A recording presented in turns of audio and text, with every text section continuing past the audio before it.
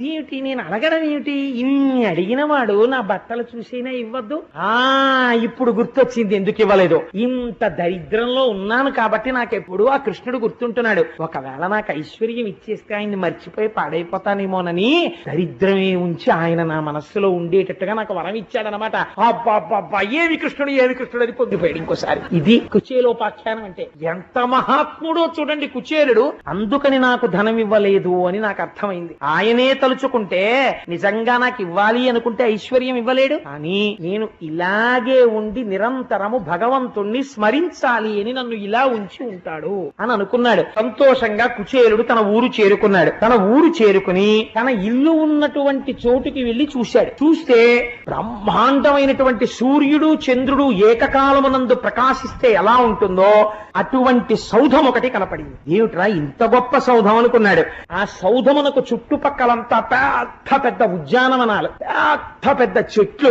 ఆ చెట్ల మీద పక్షులు కలకూజితములు కూస్తున్నాయి.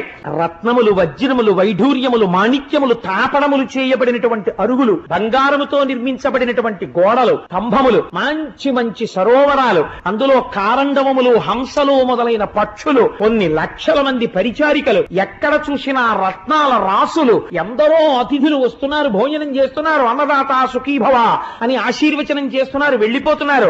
ఇన్ని చెట్లు, ఒక చెట్టు కాదు, రెండు చెట్లు కాదు, అనేకమైనటువంటి చెట్లు. దానితో పాటుగా అనేకమైనటువంటి ఆభరణములు ధరించి చీనాంబరములను కట్టుకున్నటువంటి సేవకీమణులు బయటకి లోపలికి తిరుగుతున్నారు. ఇదేమిట్రోయ్, 5 పైసలు ఆదాయం లేకపోగా ఒక్క పూరి గుడి చోటు ఉండేది. దాని స్థానంలో ఇంత పెద్ద స్థలం ఎక్కడిది, ఇంత పెద్ద సౌధం ఎక్కడిది అని ఆశ్చర్యపోయి ఈ సేవకీమణులెవరు, ఈ అల్లరంతా ఏమిటని కుచేలుడు ఆ ద్వారం దగ్గర నిలబడి చూస్తున్నాడు. ఇది చూస్తుంటే ఇటువంటి ఇల్లు ఎటువంటి మహాపురుషుడవుదో, ఇటువంటి ఇల్లు బహుశా ఇంకొకటి ఉంటుందని నేను అనుకోను. ఇది వైకుంఠంలో ఉన్న లక్ష్మీదేవి నివాసం తరువాత బహుశా ఇదే లక్ష్మీ నివాసం అయి ఉంటుంది. ఎటువంటి పుణ్యాత్ముడు ఉంటున్నాడో ఇందులో అనుకున్నాడు. ఆ పరిచారికలు గబగబా బయటికి వచ్చి బంగారు పళ్ళెంలో ఆయన కాళ్లు కడిగి ఆయనని మేళకాళాలతో లోపలికి రమ్మన్నారు. ఎవరిల్లు నేనెందుకని అడిగాడు. ఊరుకుందరు మీ ఇల్లే అన్నారు. వాళ్ళు తెల్లబోయాడు కుచేలుడు. నా ఇల్లు ఏమిటి, నాకెప్పుడు ఇంత ఇల్లు అన్నాడు.